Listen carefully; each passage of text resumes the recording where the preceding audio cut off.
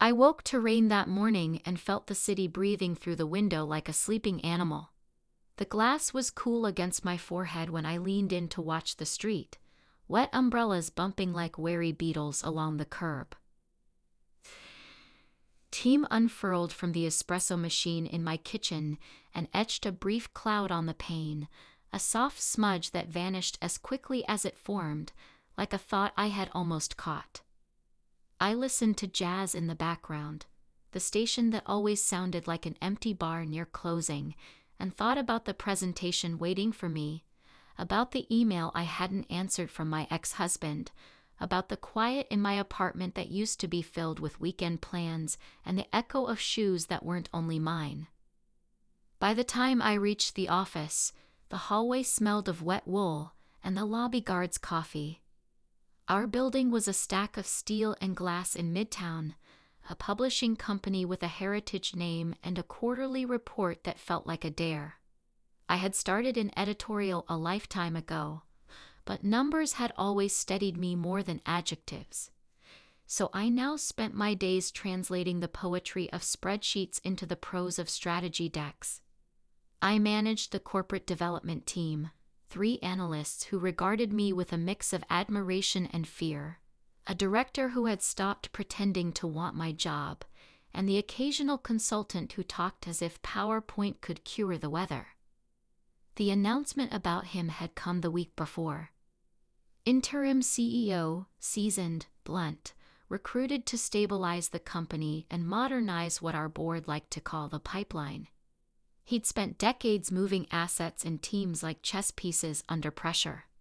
I had skimmed the article about him with professional interest and a private pang, the quiet recognition of someone who'd probably chosen airports over anniversaries more than once. The memo promised a listening tour, a strategy reset, and the kind of accountability that made people suddenly reply to emails in complete sentences. He arrived that morning under a black umbrella, the kind that folded to a fierce little spear in his fist. I saw him in the elevator bank as I waited, a figure cut in charcoal. The rain had given him the clean look of a man who doesn't flinch at weather. He was older than I'd expected, but in the way that reads as history instead of decline. Touch of gray at his temples, a profile that had forgotten how to apologize for itself. He noticed me without looking as men like that do, an awareness more than a glance. We stepped into the same elevator by accident, or at least that was what I told myself. The panel hummed as the numbers ticked upward, and I became sensibly aware of how air feels when 2 strangers decide not to be. The scent of rain lifted from his coat and threaded itself into the lemon polish that housekeeping used on the elevator rails. He frowned at the floor indicator as if time were underperforming. A technician had wedged a handwritten sign near the ceiling panel. Temporary delay. Please be patient. He made a small sound that almost could have been laughter. If he had looked at me then, I might have smiled. We remained politely aligned, privately parallel. I felt the elevator pull toward 22, and my pulse adjust to match it. On the 24th floor, people were already speaking about him in stage whispers. He's here, he's taller, he's exactly as rumored. Lindsay from communications whispered a stock price into someone's ear like a confession. The executive assistant who knew everything handed me a fresh badge with a new access level for the war room. When I told her I didn't need it, she said I would. They put you on the slate, she added in a tone that could have been congratulation or condolence. The war room was a conference space they'd converted into a temporary command center that looked like an architect's model of the future. Glass walls, whiteboards with ambitious arrows, a dozen monitors displaying dashboards that blinked like patient monitors in a hospital. The interim CEO was already there. He stood at the far end of the table reading a printed deck, as if it were a novel he'd been waiting to finish. When I entered, he folded the deck in half with surgeon neatness and set it beside a coffee cup he hadn't yet touched. He turned to me with a face that invited no nonsense and said my name with an accuracy that made me stand a little straighter. It was startling to hear it come from his mouth. In my head I've been Mrs. Ma'am, then my married name, and then the echo of my maiden one. Hearing my name spoken cleanly felt like a deliberate claim on the present. He said he'd read my memo on mid-list consolidation twice. He said it made him curious about a person who could write with caution and conviction in the same paragraph. He asked whether I believed my own projection on ancillary revenue. I told him I believed in the discipline behind it. He studied me a beat longer than necessary and then nodded. He gave me a half smile that acknowledged the shared lie of politeness, that we hadn't already begun measuring each other. It's a particular type of intimacy, the corporate kind. We don't call it that because it doesn't involve touch in a way that HR can track. Instead, it's the intimacy of a partner leaning over a spreadsheet to say, "Are you sure about this line?" The intimacy of someone reading your assumptions and thereby reading the inside of your head. He and I practiced that intimacy with all the intensity of first-year lovers and the discipline of people who can't afford to be. We met every morning at 8 for 2 weeks in that glass room, the rain returning and retreating against the windows like an indecisive suitor. He stood while I presented, and I sat because my knees otherwise felt untrustworthy. The analysts watched us quietly, perhaps picking up the way his questions softened when he was about to contradict me, the way mine warmed when I was about to risk a suggestion. Our project was the immediate salvation of the quarter. A partnership deal with a tech platform that wanted serious content and a distributor who wanted fingerprints on a new format without paying for the mess. It was fast, ambitious, and ragged at the edges. The board wanted assurances that no one could make. He wanted to deliver what they didn't know to ask for yet. In the hallway, people brushed past us with their eyes large and bright like swimmers who had swallowed a mouthful of water and didn't dare cough. The jokes began after the second week, because theater loves a script. Lindsay leaned against the printer one afternoon and sighed about how he had asked me to stay late again. I said it was the deal, not me. She shrugged and said sometimes the deal looks like you. I didn't enjoy the heat that rose to my face. I told myself it was age and blood pressure and not what she meant. Lyax sent a text that night. A photo from his new kitchen, the backsplash we had argued about, now installed. He wrote, "Hope you're good." It made me ache in a way that wasn't about him at all, but about the ordinary weight of sharing groceries and calendars with someone and then not. On the fourth Thursday, the storm that had been edging us finally draped itself over the city. Thunder rumbled like furniture moving upstairs. We were in the war room late, the monitors casting a nocturnal glow across the table, the only sound the soft slide of paper and the elevator hum that seeped from the shaft like a machine's breath. He rolled up his sleeves to his forearms in a thoughtless gesture, and the room became smaller. I remember that I could hear the whisper of my own blazer when I reached for a pen, as if the fabric were letting me in on my own secrets. He asked me to walk him through the risk profile again. I did and watched his jaw align with each line item, a small adjustment repeated, like someone folded an origami shape with their mouth. He asked, very quietly, if I'd ever seen a board wean itself off hero stories. I said I'd never seen one that didn't try to rearrange the facts to make a hero sometimes. We stood at the glass wall and watched the storm gnaw at the skyline. The rain turned the city lights into soft bruises. Proximity is not a straight line. It's a series of curves, each one closer and more dangerous than the last. That night, the curve tightened. He observed that my ring finger was unadorned. I said my marriage had ended 3 years ago, and that I had become very good at remembering to eat dinner, but very bad at planning vacations. He told me he knew the feeling of pretending to prefer hotel pillows. He said it as if he were describing a market trend, and that made it more intimate, not less. "We're going to fly to Chicago on Monday," he said then, business again, swift and sure. "Board wants FaceTime with the platform's founders. We'll need you in the room to translate my impatience into something they perceive as interest." That made me laugh in the quiet way I have. It surprised him and softened something in the line of his shoulders. He looked at me then, and this time it was a look, and I felt the air confirm itself between us. It occurred to me that if I tilted my head, his hand might find the small of my back with the inevitability of gravity.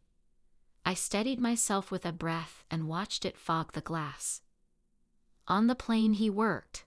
I watched the wing bisect a restless sky and thought about what it means to be alone next to someone. In Chicago, the meetings were a rehearsal of competence and cues. We performed roles we could have spoken even if woken in the middle of the night. And were. After a 12-hour day, the team decamped to a restaurant where the lighting was engineered to flatter the ambitious. He didn't drink beyond a single scotch because he never did. I had a glass of wine and tasted the oak more than the fruit. The analysts found an after-hours bar and asked if I wanted to join. I said I'd pass. He glanced at me, and it was a question I didn't answer.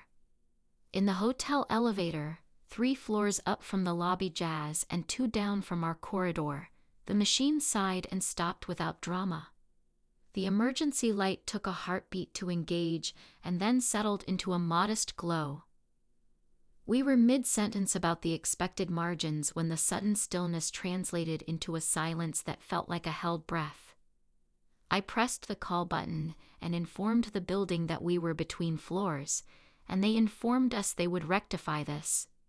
He stood beside me, hands loose at his sides, and regarded the panel as if it had become personally difficult. He wasn't a man who liked to be contained. I could feel it.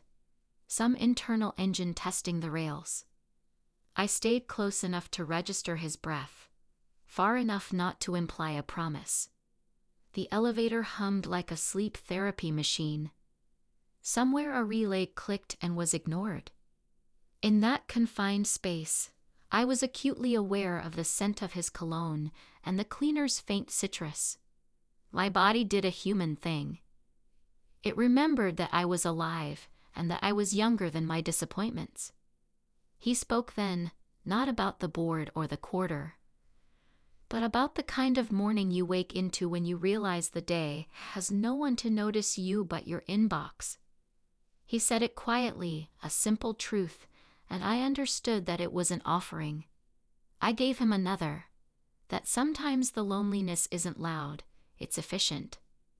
It moves around you like a well-trained assistant, anticipating your needs and erasing them before you notice. We didn't touch. We didn't have to. The car jerked obediently and resumed its climb. When the doors opened on our floor, he stood aside with a faint tilt of his head, the gesture precise as any speech. I passed him and felt the heat of him as a line down my side. In the hall, we paused like magnets testing their resolve. He said, simply, "Tomorrow," and I heard the chord underneath the word. Back in New York, the office smelled like printer ink and rain again, and rumor had replenished itself with new material. The platform's team had posted a photo with our company tagged and a caption that used the word synergy. Someone asked me whether the interim CEO always flew commercial, and someone else asked if I had tried the new coffee truck on the corner, and someone else's eyes flicked from my face to his office door and back again. The air felt too crowded with stories. The crisis began with a data leak that was immediately misnamed. It wasn't sabotage so much as sloppiness. A draft deck with revenue projections and editorial strategies appeared on a blog that specialized in exclusives, which is to say mischief.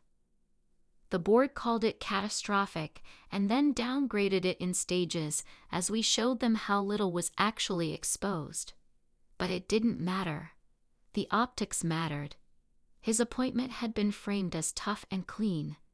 Now there was a question mark near the word clean, and question marks demand blood. HR booked the glass conference room with the frosted discreetly around the edges so that privacy could perform itself while everyone pretended not to stare. I was on the calendar with 2 colleagues who had access to the same drafts and a consultant who enjoyed telling us all how unflappable he was. We each answered the same questions. Where did you save the file? Who did you send it to? Why did you name it final_v3? I spoke calmly. I have a talent for calm. Men have told me they admire it until they don't. After the interviews, he asked me to walk with him. We chose the long corridor that looped the perimeter of the building, the one that gave you city in slivers. A water tower stacked like a precarious cake, a roof garden where no one sat, cranes that moved heavy things gracefully across the air. He didn't look at me. He said the leak was a convenience for people who already disliked him. He said there were men on the board whose wives had taken up Pilates with his ex-wife and therefore would never forgive him for the principle of the thing. It would be funny if careers didn't break on such small rocks. We returned to find an email from HR requesting an additional interview with me alone. The rumor moved through the office with the sinuous ease of a breeze. No one asked me outright if I was sleeping with him. They asked whether I thought the new coffee machines were good enough to justify the expense, whether the catered lunch during the all-hands truly required hot entrees. I said yes to the coffee and no to the entrees. It seemed important to take a position on something. The second HR interview was less like a conversation and more like a ritual. They asked if I had ever been in his hotel room in Chicago. They asked if he had ever been in mine. I said no and no. They asked if we had a personal relationship. I said we had a professional respect. They asked if I had ever felt uncomfortable. I said yes, because ambition feels uncomfortable when you confront your own. It wasn't the answer they wanted, but it was true. When I returned to my desk, a small envelope sat on my keyboard like a small white animal. No note, just the HR return address in the corner. Inside was a printed page summarizing company policy on conflicts of interest and the process for voluntary disclosure. It wasn't evidence. It was a gesture. If you have something to tell us, consider this the formal space to place it. I considered the tightness in my chest and the old habit of measuring my worth by someone's approval. I considered the analysts who watched me like a weather system. I considered him and the look he had given me in the elevator. Then I wrote a letter. I wrote it on actual paper, which felt like both a rebellion and an elegy.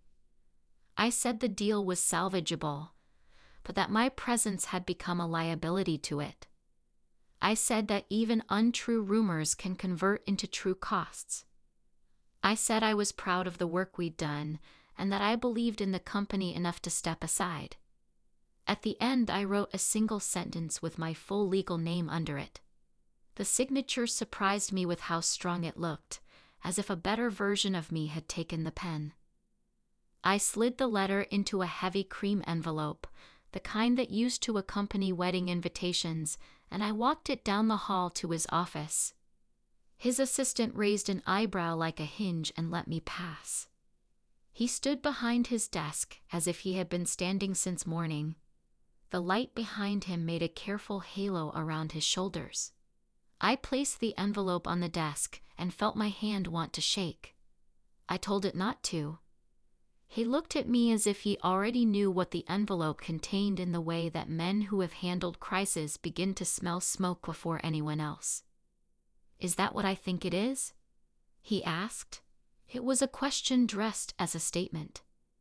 "It is," I said, and when he didn't reach for it immediately, I added, because I am unkind to myself when I get brave. It's just business.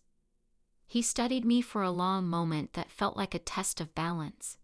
Then he slid a finger under the flap of the envelope and pulled out the letter with a care I didn't know I needed him to show.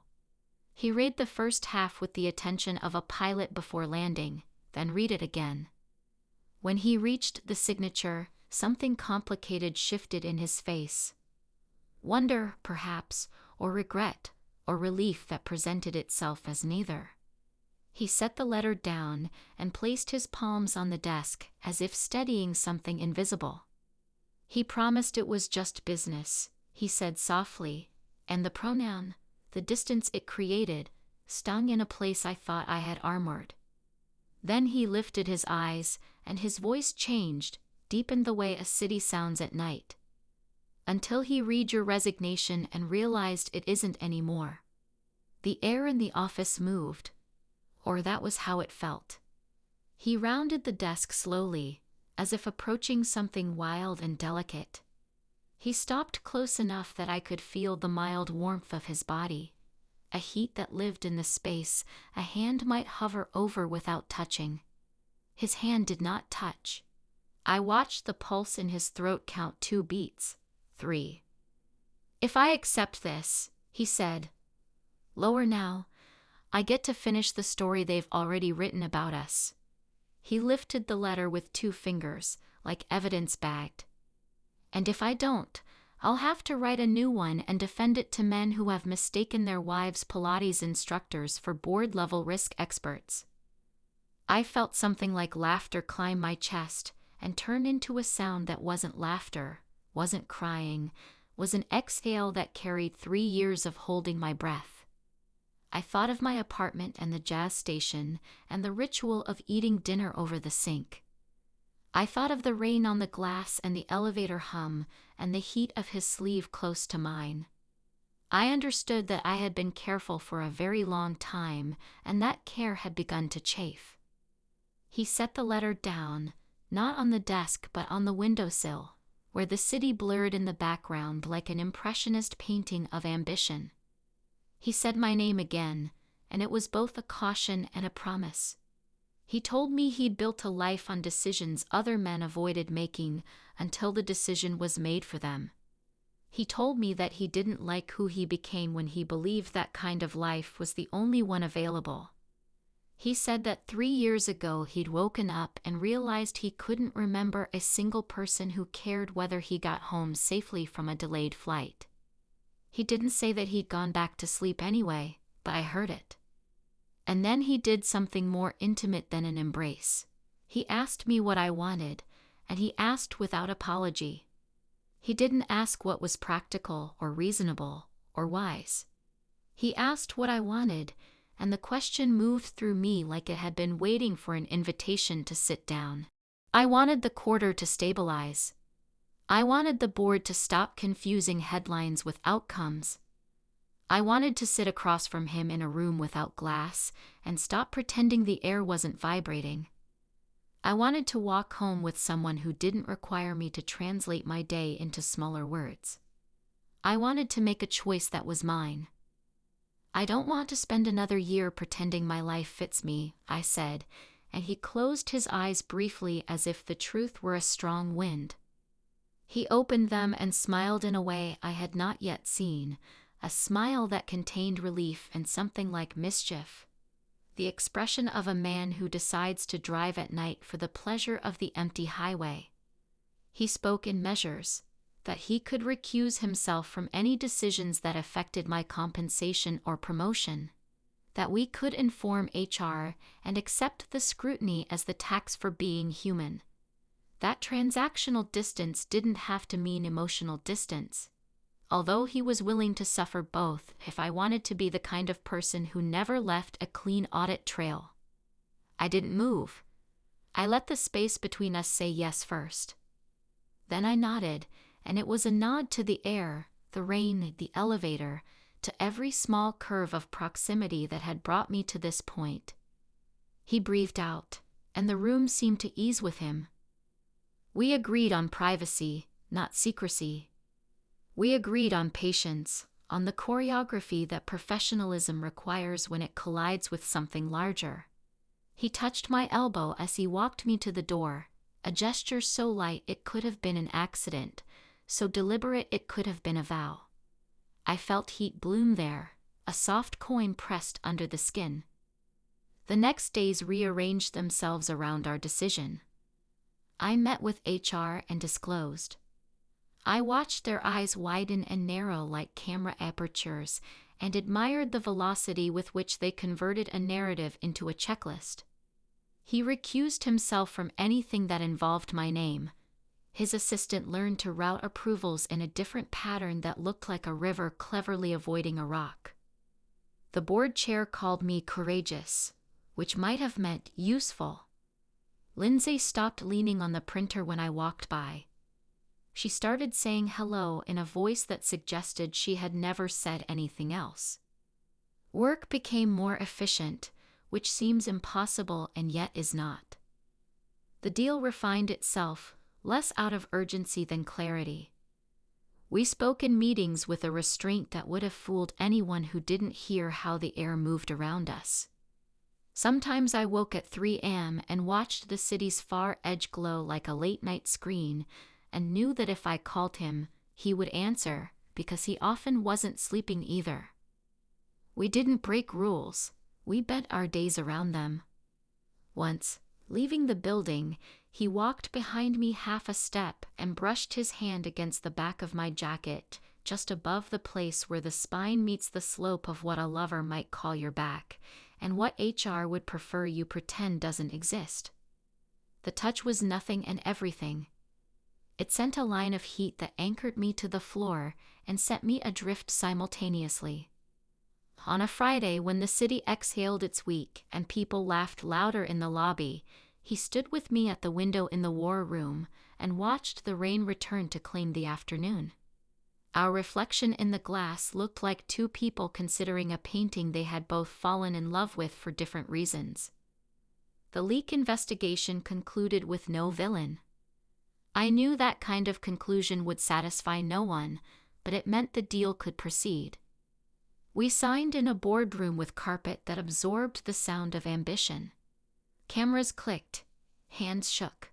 His gaze found mine across the table once, not long enough to get caught, but long enough to count as a sentence. The night after the signing, the city was lavish with its own brightness. He sent me a text with an address and a time and a question that wasn't quite one. A small restaurant that had an inconvenient reservation system and no tolerance for people who did not love their food. I arrived in a dress that made me feel like my own witness. Somebody, I thought, has lived this body for a while and knows how it stands and what it's worth. He was already seated, not in a corner but along the wall where he could see the room without it grappling for his attention. He rose when he saw me, and in that moment what I felt was not romance or desire, but the relief of recognition. "Oh, there you are," the voice in me said, as if I had been waiting at an airport arrivals gate. We ate slowly because there was no need to rush a meal that was not merely a meal. He asked about the book that had made me want to work in publishing in the first place, and I told him about a novel that smelled like library dust in summer. He told me about the balance sheet that had made him realize he loved the story numbers told when no one embellished them with adjectives. We talked about the odd comfort of spreadsheets, their tidy of columns and their protection against the mess of feeling, and how we had each learned that protection is not the same as shelter. When we left the restaurant, the rain had ceased, as if it had temporarily exhausted itself. The streetlights made small halos on the pavement. The city hummed its late-night jazz somewhere above us. He walked close enough that our sleeves brushed and stayed brushed. On the corner, we paused, and the pause was what decided us. He lifted a hand and placed it on my arm, fingertips a question. I turned, the city blurred into a constellation behind him, and in that patient moment I heard everything become simple. He moved closer, and I didn't move away. The night faded around us, leaving only breath and promise. We navigated our days with the complexity two adults bring to a situation that doesn't fit into a policy. We learned each other's silences. I learned that he carried worry under his ribs like a keepsake he couldn't quite discard.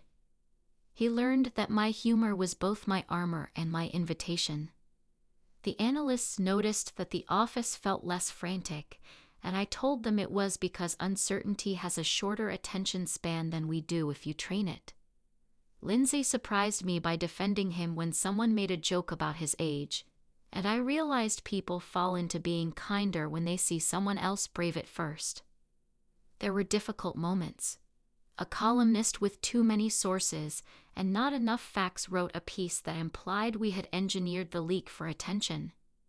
We sat together and read it, and I could feel his distaste calm itself into strategy.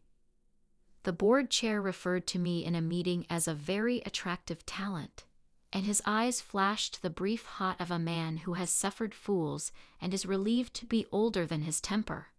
I spoke before he could. I said I was grateful for the compliment and that I preferred effective to attractive because the former can be audited. The room laughed, and something ugly passed into something useful. We traveled once more, not to claim anything but to settle it. A visit to the distributor's head office, a tour of an automated facility that moved boxes like choreography.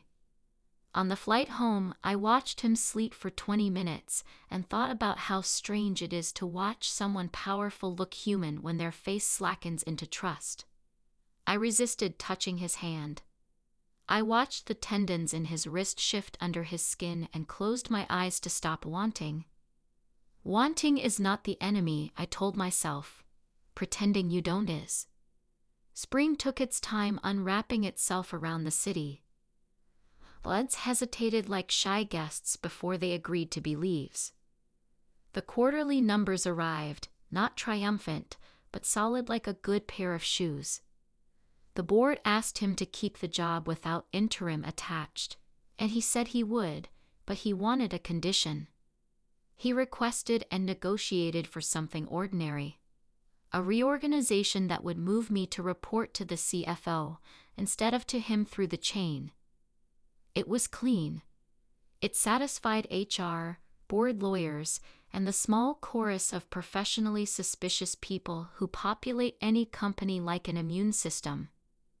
The night he told me, we stood in the war room again, lights dim, the skyline familiar and large. For a beat I remembered myself the first morning I'd walked in there with my careful deck and my careful voice. He leaned on the windowsill where my resignation had once sat like a decision.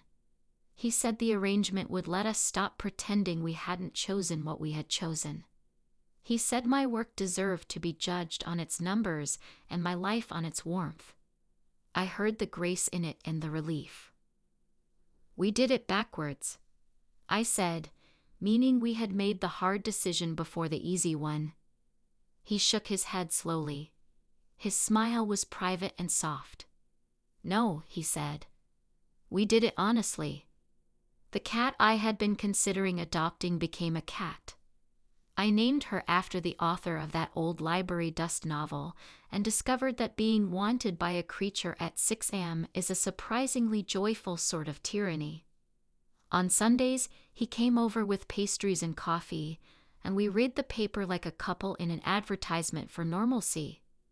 Sometimes he would put a hand on the back of the chair I sat in, not quite on me, and the warmth of it would anchor me to the day. We didn't merge apartments.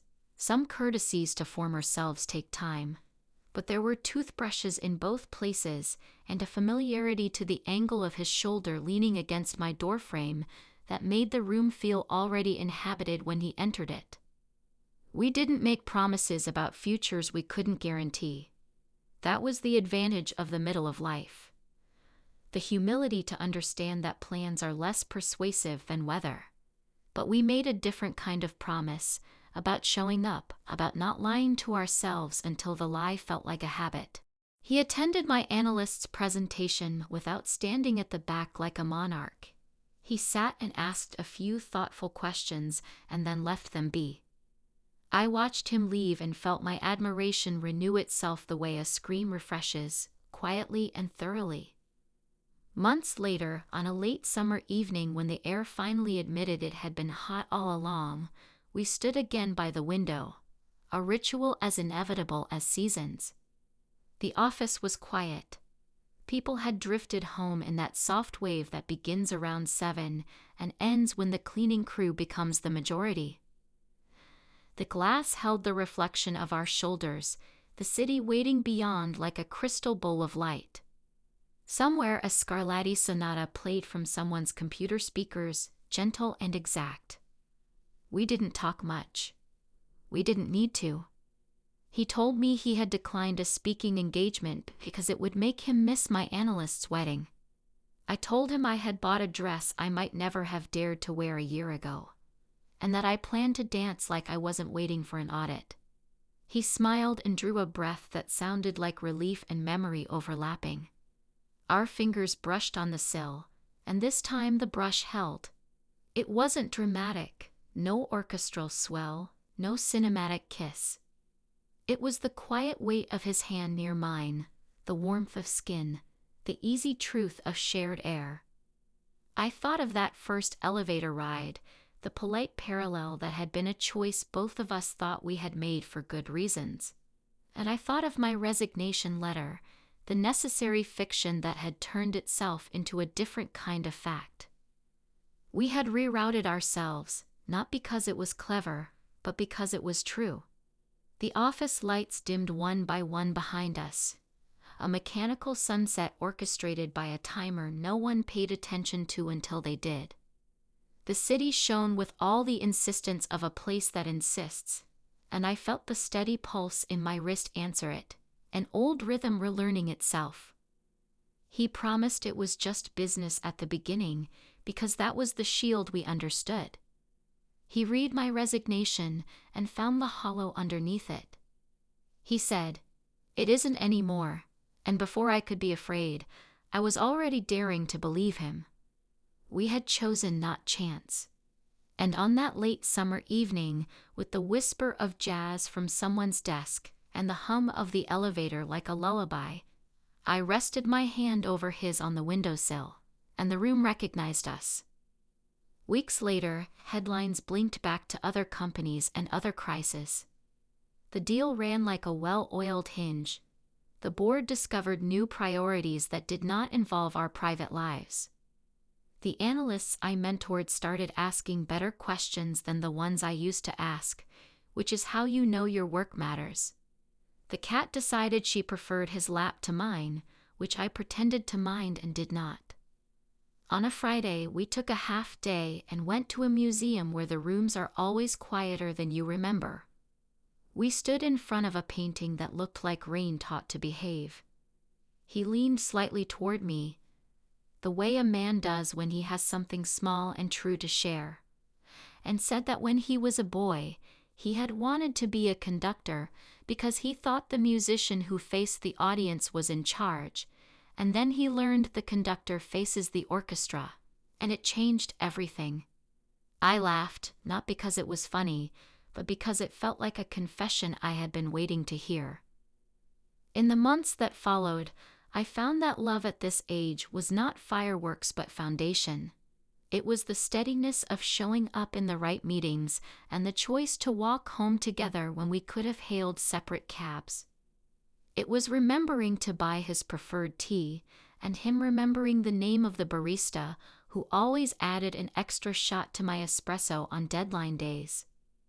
It was the warmth of a hand reaching under a table at a charity dinner to rest briefly against my knee, a gesture that promised the night would be ours after the speeches. It was the way he folded his reading glasses and set them on my nightstand, as if they were another word for trust. We never forgot the cost of certain decisions. We paid them gladly and sometimes in advance. We learned to breathe together so that the small crises of corporate life, an angry author, a fractional miss on a forecast, a rumor that refused to die, moved through us like weather through a building built with the right materials. On the day, a journalist emailed me directly with questions that veered toward our private life. I wrote back with the firm warmth of a woman who knows the difference between privacy and secrecy. The story didn't run. Or maybe it did, and no one cared because people are more interested in the weather of their own lives than in the forecasts of others. When autumn arrived with the first bite in the air, we celebrated with an absurdly expensive bottle of wine opened on my couch in socks. He made a joke about decanting, and then we both fell quiet, the kind of quiet that feels like a shared blanket. I thought of the opening move of the year, the rain, the coffee, the jazz. And I thought of the version of myself who had believed the safest path was the narrow one. I felt grateful for the way danger had clarified into choice. One evening, as the office emptied and the city leaned into its early darkness, we stood again at the window of the war room. It could have been any of the hundreds of nights we had stood there, and it was this one. The skyline wore its jewelry. The room reflected us in that clean glass. Someone down the hall laughed and then apologized for it without thinking. He brushed his fingers against mine lightly as a metronome tick and said nothing. I said nothing too. We didn't need to. The elevator hummed, the monitors glowed with numbers like constellations, and the rain started again, soft and certain. We watched it together, and that felt like enough.